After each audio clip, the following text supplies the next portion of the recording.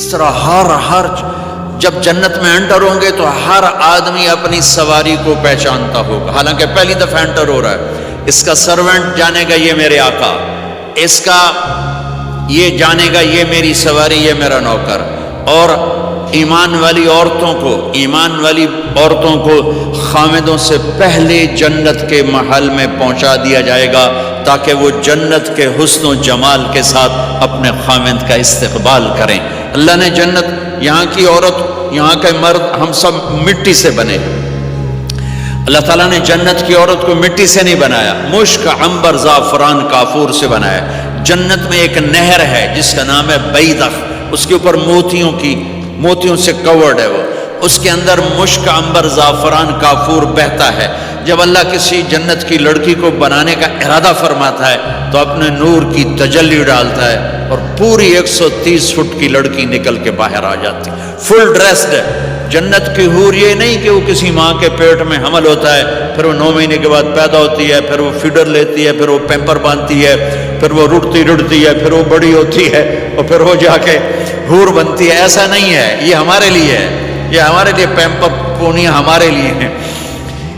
وہ تو میرا رب تجلی ڈالتا ہے، ایسے نکلتی ہے سورج کو انگلی دکھا دے۔ میرے نبی نے فرمایا جنت کی لڑکی سورج کو انگلی دکھا دے، صرف فنگر ٹپ دکھا دے تو سورج نظر نہیں آئے گا۔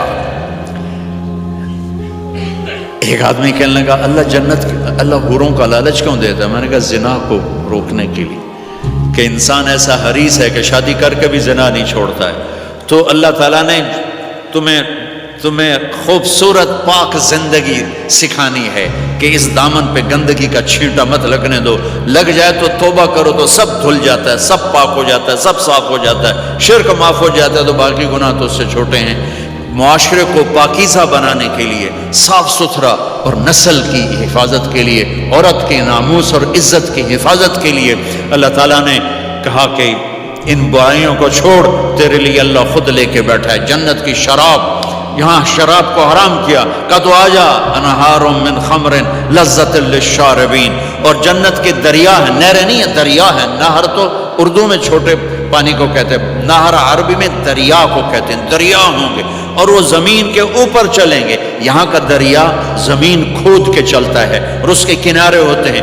جنت کے دریاؤں کے کنارے نہیں ہیں، وہ خود پابند ہو کے ایسے چل رہے ہیں، ایسے چل رہے ہیں۔ اور ایک چشمہ ہے جس کا نام ہے تسنیم، یہ جنت کی سب سے اعلیٰ درجے کی شراب ہے۔ تسنیم کسے کہتے ہیں؟ تسنیم ہے سنام سے، اونٹ کو دیکھا اس کا ایسے کوہان ہوتی، ایسے ایسے، تو پانی کی موجیں بھی جب اٹھتی ہیں تو یوں اٹھتے ہیں، یوں ایسے۔ تو اس سنام سے ہے تسنیم۔ یہ چشمہ زمین پہ نہیں چلے گا، زمین کے اندر نہیں چلے گا، یہ ہوا میں چلے گا۔ سبحان اللہ، ایسے جا رہا ہوگا، نیچے بھی نہیں گرے گا، ادھر بھی نہیں گرے گا، ادھر بھی نہیں گرے گا، ہوا میں چلے گا اور ایسے ایسے موجیں مارتا ہوا چلے گا، ایسے ایسے موجیں مارتا ہوا چلے گا۔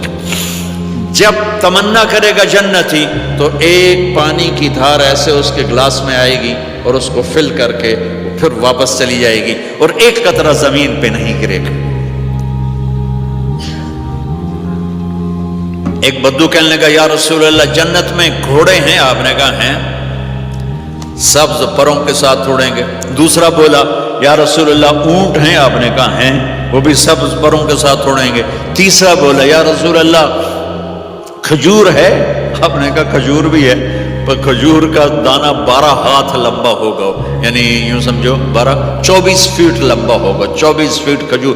تم 130 فٹ اور کھجور 24 فٹ، ٹھیک ٹھاک ہے۔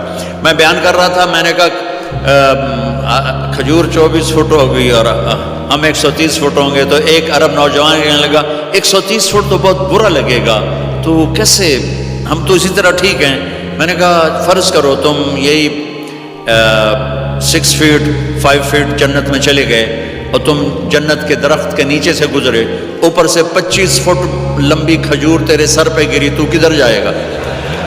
تو کھجور میں ہی غائب ہو جائے گا، پاگل۔ اللہ نے تجھے 130 فٹ بنایا ہے تاکہ تو 24 فٹ والی کھجور تو کھا سکے۔